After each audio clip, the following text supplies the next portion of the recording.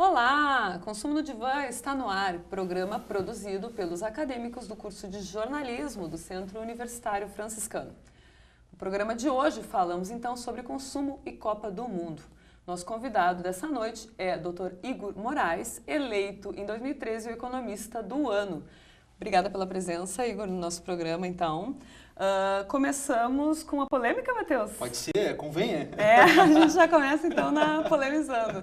Igor, vai ter Copa ou não vai ter Copa? E aí, a galera do não vai ter Copa, será que tem vez? Ou como é que tu vê esse cenário da Copa do Mundo, então, aí? Bom, Morgana, primeiro, obrigado pelo convite, a oportunidade de conversar sobre um assunto que, pelo menos conjunturalmente, é muito importante e nos últimos 5 ou 6 anos tornou pauta, né, em várias rodas, né, e até dos mais novos que colecionam o álbum de figurinha até os mais velhos que estão preocupados com esse aspecto de vai ter Copa ou não. Eu te diria que talvez o maior risco de vai ter Copa ou não é de aeroportos, e não por não estar pronto obra. Sim.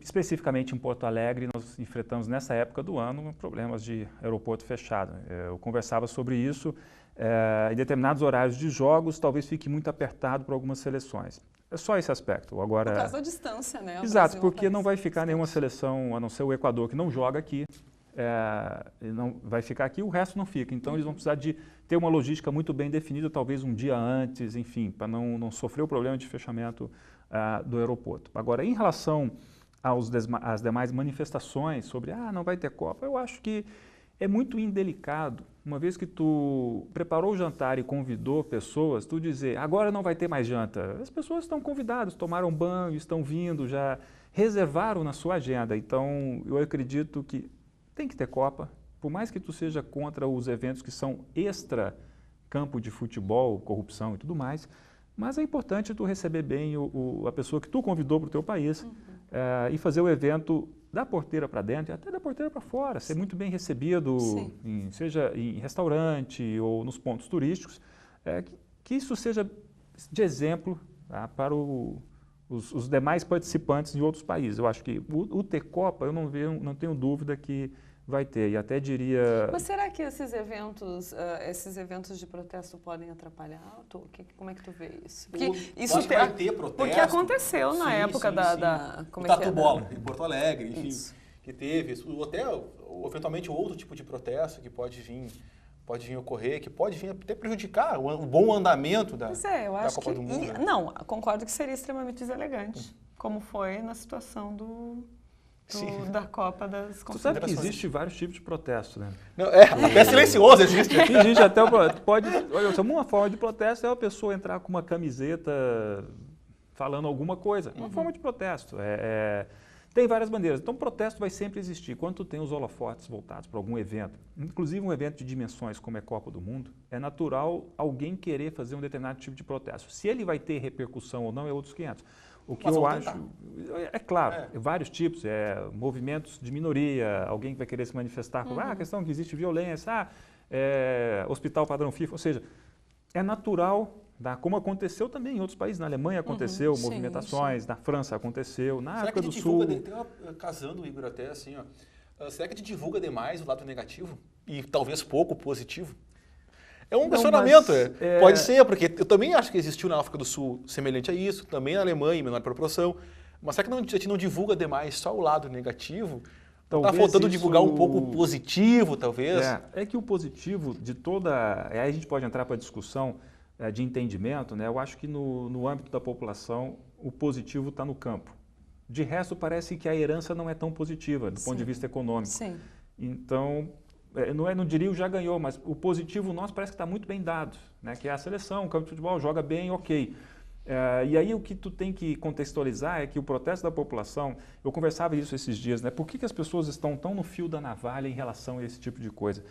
Qualquer motivo hoje parece ser motivo para ir para a rua. Furei o pneu do carro porque eu passei em cima do buraco. Eu não fui atendido no posto de saúde. O meu filho foi assaltado. Morreu o fulano de tal e não foi preso, está solto. O fulano roubou dinheiro. Ou seja, parece a sensação que dá que motivo não falta. E um evento como esse facilita de toda ordem a pessoa querer dar voz ao que ela quer dizer. Então, eu vou dizer, é natural ter Copa e é natural tu ter manifestação. Agora, não é natural tu ter violência. Aí isso sim seria completamente fora e descabido. Agora, valorizar a parte negativa, não, eu acho que o que chama atenção nos últimos 12 meses, né, colocando a Copa das Confederações, é que foi, na proporção, Brasil, esses manifestos foram muito maiores que em qualquer outro lugar. Então isso chamou atenção. Então não é que a gente deu uma mídia muito maior para o aspecto negativo, mas é que na verdade no Brasil isso tomou uma proporção maior, ficou mais claro, ou seja, a repulsa não pela Copa em si, mas pelo planejamento, organização e execução e a maneira como foi feito, isso é que gerou uma certa crítica. E não quer dizer que em outros países também não. Se tu perguntar para europeu, eles odeiam a FIFA. Né? Se tu vê relatórios... A impressão que nós temos é que a FIFA não é benquista em lugar nenhum. Bom, para falar um pouco dessa questão do impacto, então, na economia, a gente vai ver o VT e aí daqui a pouco a gente volta. Falando em Copa do Mundo, a gente sabe, então, que falta poucos dias para o primeiro jogo. A expectativa é grande. E entre as diferentes opiniões a respeito do dinheiro investido, uma coisa é certa, conquistar o Hexa já não é mais o suficiente. Os brasileiros querem também levar a economia do Brasil. Acompanhe a matéria. A paixão pelo futebol deve impactar diversos setores na economia. Além dos brasileiros, o governo federal espera mais de 7 milhões de estrangeiros para a Copa do Mundo. Por trás dessa expectativa dos jogos, tem todo o interesse cultural, o interesse histórico, o interesse turístico dos visitantes que vêm para cá. Tem uma previsão de 50 mil argentinos invadirem Porto Alegre, a maioria passando por Uruguaiana, passando bem próximo por aqui. No jogo França e Honduras, está confirmado pelo menos 800 franceses que deverão chegar em Porto Alegre para assistir os jogos, né? E vão criar como se fosse um grande estrutura de receptivo ao lado do mercado público. Depois temos a Austrália e a Holanda. A previsão é que tenham 10 mil australianos. E os holandeses virão em menor escala, mas São Paulo já tem um monte de holandeses, e há previsão desse jogo bonito. No caso da Argélia e Coreia do Sul, tem algo interessante. A gente pensava que não viriam muitas pessoas, mas nós recebemos um aviso de que a Argélia vai mandar, na sua comitiva, 2.050 pessoas, que inclusive estão programando um almoço com a comida halal, aquela comida especial islâmica, né? Que está sendo providenciado para que eles façam o almoço e depois encaminhem até o jogo lá, o campo de futebol. O setor mais beneficiado é o turismo. Só no estado do Rio Grande do Sul devem ser gerados mais de 1.200 empregos. A Copa do Mundo, vamos dizer, a gente pode comparar ela àquelas vagas temporárias que surgem, né, nos períodos de contratações emergenciais, que são um exemplo Páscoa que acabou de passar. A Copa do Mundo vai ser mais ou menos essas contratações temporárias e emergenciais, porém com um número bem mais elevado de pessoas sendo contratadas de oportunidades. O Santa Maria, ela, com certeza a gente já tem presenciado, muitos trabalhadores da cidade estão migrando para esse período de Copa do Mundo para a região metropolitana, devido terem várias qualificações que estão sendo pedidas pelas oportunidades que tem lá na capital. Então nós acreditamos que vai ter um grande número de santamarienses, sim, naquela região lá, buscando oportunidades. Mas não são só as cidades sedes que apostam na Copa do Mundo. Marta é gerente dessa loja de artigos esportivos e diz que mesmo faltando alguns dias, já se percebe o aumento das vendas. A procura está muito grande, principalmente das camisas, tanto do Brasil como das outras seleções, e as bolas da Copa do Mundo mesmo, que está muito grande, né? E é isso que ainda não teve a explosão, né? Que o brasileiro gosta muito da última hora, mas já está em clima, já está muito no clima e a gente está fazendo boas vendas.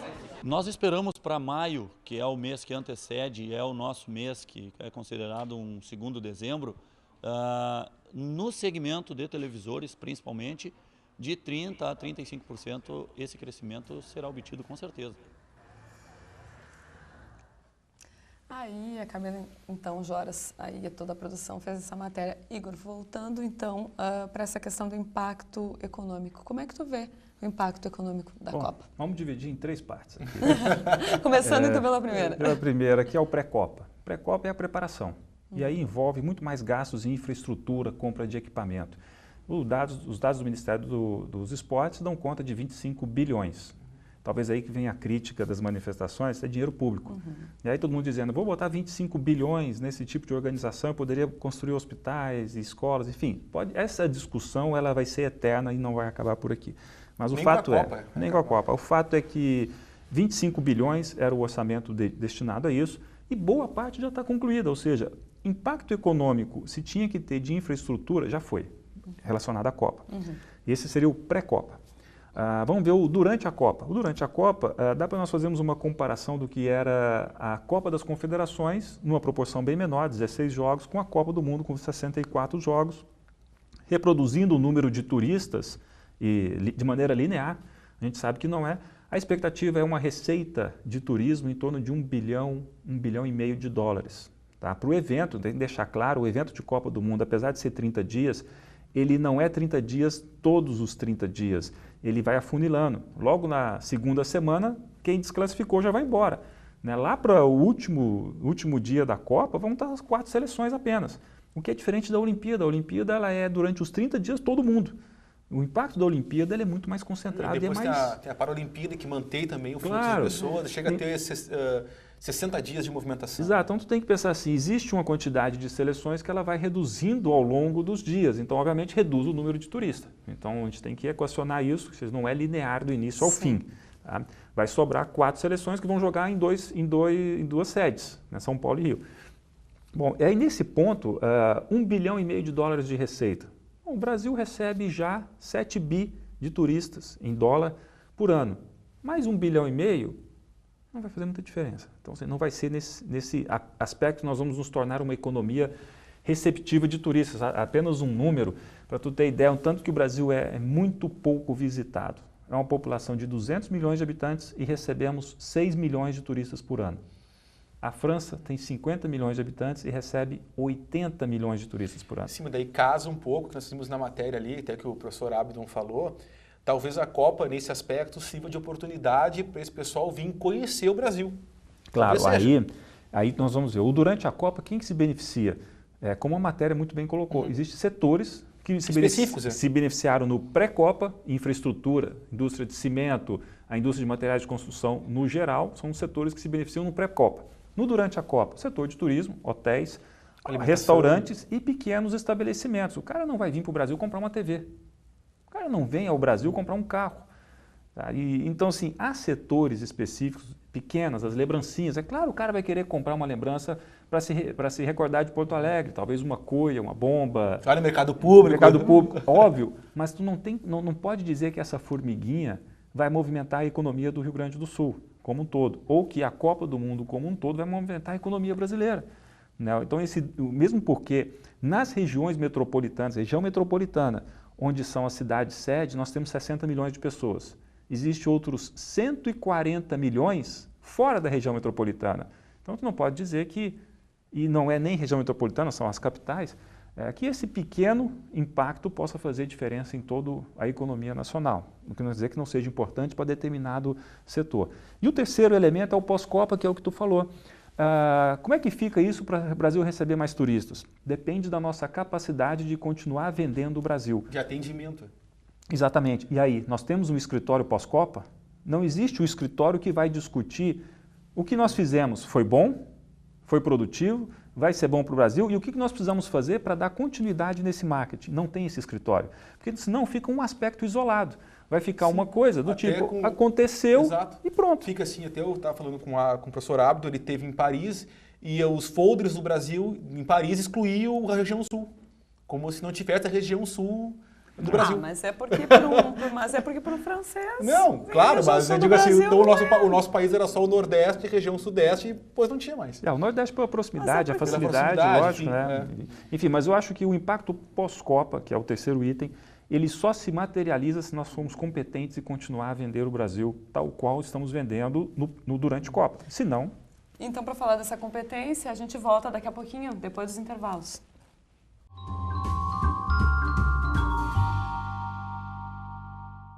Sonho.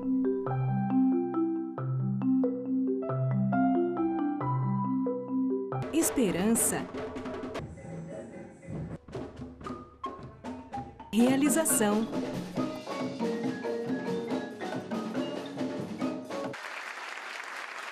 Fuica, promovendo inclusão social através da música, transformando sonhos em realidade. Oi, você já me conhece, eu sou a Clara. Já imaginou chegar na faculdade morrendo de sede e não ter água para beber? Ou chegar em casa louco por um banho e não poder tomar? Aposto que não seria legal. Água, para não acabar, devemos poupar.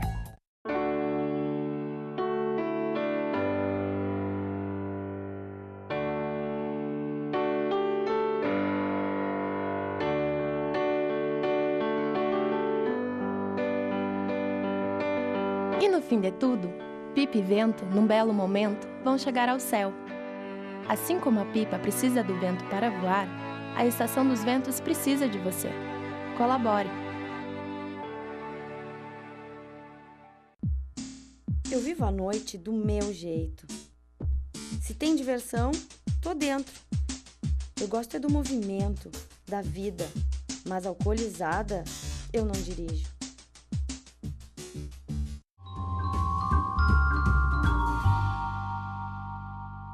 Então, voltamos falando sobre a Copa do Mundo, enfim, com o Dr. Igor Moraes, hoje conosco aqui no Consumo no Divã. Igor, como é que então tu vê essa questão da competência? Como é que é manter essa competência então para gerenciar, de longo prazo, então, um aspecto positivo da Copa? Eu acho que a primeira barreira é a língua. Tá? E hoje tu vai receber turistas, se tu visita qualquer... Essa foi uma grande barreira. Não, essa barreira da língua não é só da linguagem, de conversa. Não. Se tu vai em qualquer país da América Central, que não são países desenvolvidos, os restaurantes têm cardápio em espanhol e inglês. Se tu vai no restaurante no Brasil, não tem cardápio em inglês. Vai ser uma dificuldade. Então, obviamente, o turista já sai com uma... Com a mímica. Se tu vai em algum restaurante do Brasil, às vezes o garçom ele não vem nem te atender, né? Um restaurante na França, o garçom vem com a carta, enfim, sabe, tem toda a propriedade de te conduzir para te escolher um prato. E aí a gente já começa uma questão de então, qualificação. Eu acho que esse é o primeiro ponto. O segundo ponto, que é continuar... O que é o impacto positivo? O impacto positivo é comprar marca Brasil, significa visitar o país e comprar um produto brasileiro, seja calçado, seja uma roupa, dificilmente automóvel ou outra coisa qualquer, né? Porque o genuinamente Brasil, tu tem Havaianas, tu vai ter o biquíni, enfim, tu vai ter um calçado. Os sapatos, a nossa indústria calçadista. Exato, suco de laranja, enfim, tu tem alguns produtos. Vinho, Guaraná. champanhe, Guaraná. Vinho, Guaraná. Tu tem açaí, certo? Então são produtos que são genuinamente... Que é isso que o turista busca. Exato. Então, assim, como é que tu faz o marketing para continuar vendendo isso? Tu tem que ter o envolvimento das embaixadas. Aí tu tem que ter uma política, que eu diria que ela não é uma política nacional, mas tem que ser junto com o setor privado. Tu levantar a demanda dos turistas, o setor hoteleiro, dizer a nossa necessidade a gente tem que fazer com a Embratur tal coisa. E levantar junto aos empresários, ou seja, o que nós precisamos para continuar na marca Brasil, continuar com essa identidade que possam ver o Brasil de maneira positiva, não só para visita, mas para comprar um determinado produto. Aí, agregar valor. Exatamente, eu acho que essa estratégia de juntar uma política com as embaixadas, junto com a Apex, é que tem que ser fortalecida, senão não vai adiantar. Nesse sentido, a gente vê, inclusive, outros exemplos, né?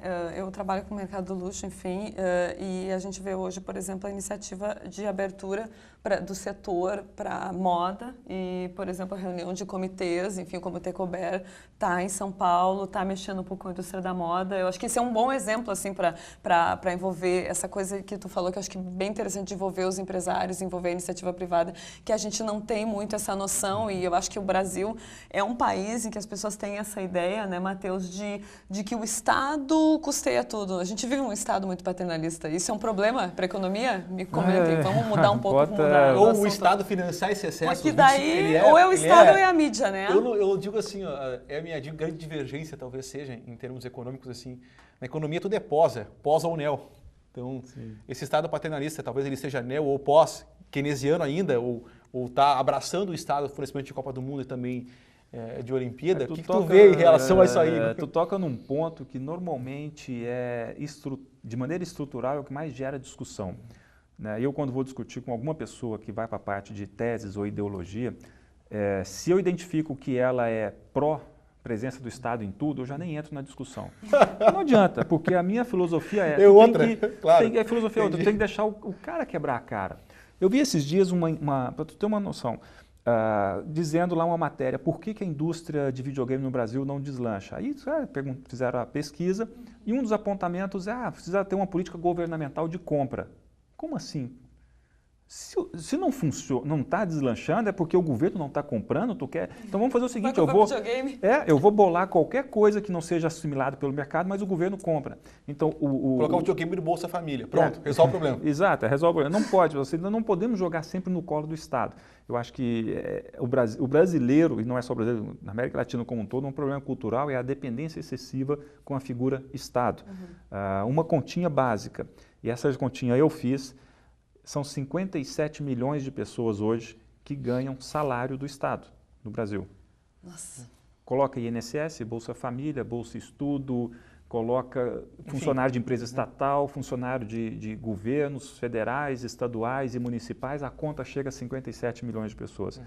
Se tu pegar uma família brasileira que tem em média 2 pessoas, 1,1 por família, nós estamos falando de mais ou menos 120 milhões de pessoas que estão vinculadas ao Estado. Ou é teu pai, ou é tua mãe, ou tua irmã que está ganhando alguma coisa do Estado. Sobrou quem? Os outros 80. Então, tu tem mais pessoas que estão vinculadas ao Estado do que não estão. Isso é um problema. Porque, normalmente, a gente sabe que o Estado não tem condição de dar tudo. Para ele te dar tudo é o seguinte, tu concorda que o Estado te dê tudo, então concorde com impostos elevados. Então, é uma dicotomia muito grande quando eu vejo as pessoas, eu estou pagando muito imposto. Ok, mas e tu quer que o Estado te dê tudo? Nós precisamos entrar nessa discussão de maneira mais séria, porque quando eu falei que o Itamaraty ou as embaixadas precisam capitanear isso, não é financiar, mas tu precisa ter um discurso único. Qual é o discurso único de venda do Brasil pós-Copa? Mas isso não é financiar. A Havaianas que faça a propaganda como ela quiser, uma indústria de biquíni, mas tu tem que ter uma espécie de marca Brasil. E aí quando eu falo, não é o Estado financiando, mas quando tu vê a imagem Brasil, tu tem que ver como um todo. Como um negócio. Como um negócio. Vender o país como um negócio. Talvez seria o mais mas interessante. Desvincular essa ideia de que o Estado banca tudo. A gente tem que correr o risco, nós temos que botar o dinheiro, né? Nós que temos que, se o negócio é bom, eu vou botar o dinheiro. Sim, daí quando o negócio é bom e rentável, tu chama a atenção da iniciativa privada. Beleza, então eu vou pegar e vou investir. Mas e como fazer isso na Copa? Agora é pós-Copa só. Agora. Não, o pré-Copa esquece, os 25 bilhões é dinheiro público. Durante a Copa também esquece. Já bailou? Já foi. Agora é o pós-Copa. Por isso que eu acho que a discussão tem que ser séria, ela tem que ter uma espécie de um comitê suprapartidário, pelo amor de Deus, fora político. Deixa uma coisa suprapartidária, fora de político, com discussão séria do setor privado. Qual é a identidade que a gente vai ter? E já existem alguns movimentos pontuais, como a questão do açaí, a questão do vinho, a questão da cachaça. O vinho, ou seja, é reconhecido. Existem discussões, tu tem só que trazer isso para um ambiente marca Brasil maior. Mas aí eu fico pensando um pouco também, nessa perspectiva da Copa, quando tu pega uma instituição, por exemplo, como a FIFA, que é super polêmica, mas que envolve toda uma manobra publicitária, empresarial, enfim, e a gente observa isso na mídia. Como que a gente vê, por exemplo, daí a relação da FIFA com essa indústria, com o governo interferindo? Eu vi matérias polêmicas na Carta Capital sobre a FIFA, logo no início da gestão dessas obras da Copa, e que simplesmente o gerenciamento de verbas milionárias, que nós pagamos essa conta de impostos, estava na mão de 5 ou 6 pessoas para gerenciar. E aí? A questão é que a regra está bem definida quando tu é candidato, eles dizem, olha, tu tem que oferecer 8 sedes nesse padrão, com esse acesso. Por quê? Um número muito interessante, eu peguei uma publicação que comparou a Copa da França e da Alemanha e fez uma projeção para a Copa da África do Sul. A França gastou 500 milhões de dólares só. Tu tem noção? 500 milhões de dólares, nós estamos falando de mais ou menos 1,5 bilhão de reais, tá? Menos do que isso. Construiu um estádio, Stade de France, e reformou alguns outros. Por quê? Porque a infraestrutura de acesso já estava pronta. Na Alemanha foram gastos 2 bilhões de dólares. Tá? Isso já dá mais ou menos ali uns 5 bilhões de reais. Construíram 4 estádios, reformaram alguns outros, mas o acesso, o metrô e tudo mais, já estava pronto. Eles não precisavam muito de fazer esse investimento. Na África do Sul foi o inverso, né? Tu gastou muito mais. E no Brasil, mais ainda. Por que isso? Porque a gente não estava pronto para receber a Copa. Então, eu acho assim, tem a questão da FIFA, ela determina, eu quero isso, Ok, se tu não tem, tu vai ter que fazer. Ou se tu não tem e não quer se candidatar, não se candidata. Então eu voltaria mais tempo. Eu voltaria o seguinte, o Brasil não estava pronto para isso. Uma vez que tu aceitou, é mais ou menos, voltando ao convidar para o jantar, eu convidei as pessoas para jantar em casa, mas eu não tenho cadeira, não tenho prato e não tenho copo. Tu vai ter que comprar. Nós convidamos as pessoas, mas os estádios não tinham o padrão necessário, porque realmente eram horríveis. Tá? Não tinham oferecido o luxo de que tu vai sediar seleções que têm um valor financeiro em mercado muito grande, de pessoas que vão vir. Uma renda maior. A infraestrutura era e ainda continua precária de mobilidade urbana e a questão de segurança, porque tu vai receber chefes de Estado e tu tem que ter uma questão de segurança do Exército.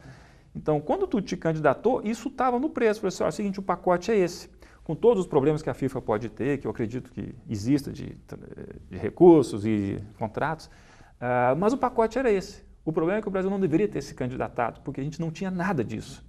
Então, está disposto a gastar? Bom, pelo visto, sim, a população queria gastar e eu acho que agora se arrependeu um pouco. Dá um passo maior que a perna, como sempre. Exatamente, se arrependeu um pouco. Ninguém tinha noção também do qual a volúpia que ia envolver. Exato, e outra, nós não fizemos nem o que deveria ser feito realmente. Parou-se bastante. Teve muita coisa para ser feita que não deveria ter sido feito. Em Porto Alegre, por exemplo, vai fazer 3 viadutos numa rua e que se tu juntar o custo disso, ficaria muito mais barato se tu fizesse esse transporte de metrô de superfície. Né? Então, pensou-se em Copa sem ter, antes o Brasil planejado, a infraestrutura urbana. Tu sabe muito bem, as concentrações das cidades estão, e a venda de automóveis inviabiliza a mobilidade urbana. Foi bom a Copa porque nos chamou a atenção. Somos ruins de planejamento. Né? Isso é um ponto positivo. Exatamente, é um ponto positivo. É positivo. Somos ruins. A leitura é positiva. A leitura é positiva. Claro. E mostrou as nossas deficiências, além do planejamento. A gente precisa ter um olhar mais crítico sobre a questão da mobilidade urbana, porque mais de 85% da população brasileira já mora nas cidades. E principalmente que nós não sabemos entregar no prazo também. Isso é outra função também. Bom, mas que entra também no planejamento. Exato. Aí eu acho que envolve um pouco o pessoal do direito, porque... Sim, claro, eu digo assim, Igor, assim, ó, questão do Salgado Filho para operar, que tu falaste ali, para operar com neblina, enfim, isso é um problema que não precisa ter a Copa para ter o equipamento, e que ainda não tem. Isso podia ter surgido antes. Tá? A duplicação, talvez, do Salgado Filho também, aumentar o Salgado Filho.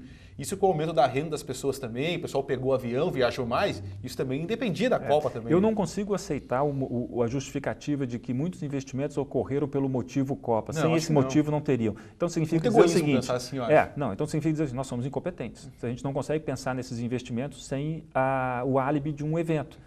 Mas esses investimentos são necessários, independente se vai ter Copa ou não. E depois da Copa, tu vai ver que ainda vai ser necessário fazer um monte de coisa. Que eu acho que isso é a indignação da população. Não é pelo fato de ter 25 bi. O déficit da Previdência por ano, do INSS, é 50 bi. É 2 Copas, 2 gastos da Copa por ano. A gente já gasta isso. Eu acho que a população acorda pelo fato, não é a Copa. É simplesmente nós não estamos fazendo as coisas certas há mais tempo. Não está pronta. Tá, mas o nosso programa está acabando, infelizmente o nosso tempo é curto. Avisar o Igor que eu coleciono figurinha, então eu me senti muito jovem ainda. Eu tenho umas para trocar e eu trouxe. Vocês estão colecionando figurinha da Copa, eu estou perdendo essa informação. Eu estou fazendo o álbum da Copa. Eu não acredito. Claro, imagina. Guardar, foi a Copa do Brasil, imagina. Mas eu também, e outra, o meu é de capa dura. De capa dura. Ai, que chique do luxo, olha Claro, tinha uma edição limitada. Eu fui lá e comprei, claro. Business, daqui a uns anos eu posso vender. Estou passada com vocês, né, com esse fanatismo aí, enfim. Para finalizar o programa, Igor, qual é a mensagem positiva? A gente chinelhou aqui o tempo todo, né? Foi bem que deixei os economistas falarem, né? Aquele pessimismo, o economista tomou conta do final. Não somos só pessimistas. Geralmente o pessoal fala que o economista só dá notícia ruim, ou o presságio do mal sempre. Só é o presságio do mal. Eu acho que a avaliação é positiva, no geral. Não tem, assim, não é uma questão negativa. O que foi interessante é isso que nós fizemos aqui. Foi discutir o fato de que tu tirou o véu da noiva aqui e tu viu como é que ela é realmente. A população brasileira percebeu isso. Eu considero isso positivo. É muito bom. Inclusive, tu vai para a rua para cobrar um hospital, uma escola, segurança, mais instituições mais fortes, que eu acho que é isso que a gente está perdendo um pouco, aquela sensação de que da impunidade, de que as leis não funcionam. Tudo isso aflorou e eu considero isso positivo. Isso é uma mensagem muito boa, mostra que a sociedade, o brasileiro está olhando para ele mesmo e criticando. Isso é muito bom. Acho que promove um pouco uma reflexão, né? Com certeza. Uma autorreflexão, né? Então tá, Igor, muito obrigada até pela tua participação. Na próxima semana, então, a gente discute o tema consumo e negócios. Hoje o seu Divã fica por aqui. Obrigado pela audiência. Se você quiser mandar sugestões sobre temas ou dúvidas, envie um e-mail para consumonodivan@gmail.com ou nos siga nas redes sociais. Lembro ainda que você pode assistir a nossa programação no YouTube, no canal Unifra Online. Uma boa semana, até nosso próximo encontro.